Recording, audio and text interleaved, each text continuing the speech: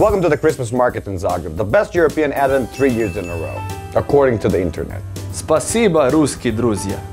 Ждем вашего визита. Did you know that the mountain north of Zagreb is called Bear Mountain and the castle is called Bear Castle?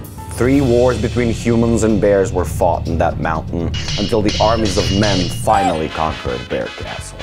Nature is an essential part of Zagreb, and one of the reasons why Zagreb Advent is one of the best in all of Eurasia. Zagreb is a clean city. If you throw away the trash, it disappears even before reaching the ground. For that, you can thank the City Waste Services. They take all the trash and throw it on the man-made trash mountain south of Zagreb, the fastest growing mountain in Croatia. People love it, kids use it for sledding, and movie studios are planning to shoot a Mad Max Christmas special over there. We are also a very giving city. Trash is not recycled, but given like a gift. To a single company. Trash worth 1 billion kuna. But don't worry, it trickles down. You can see normal citizens rummaging through trash.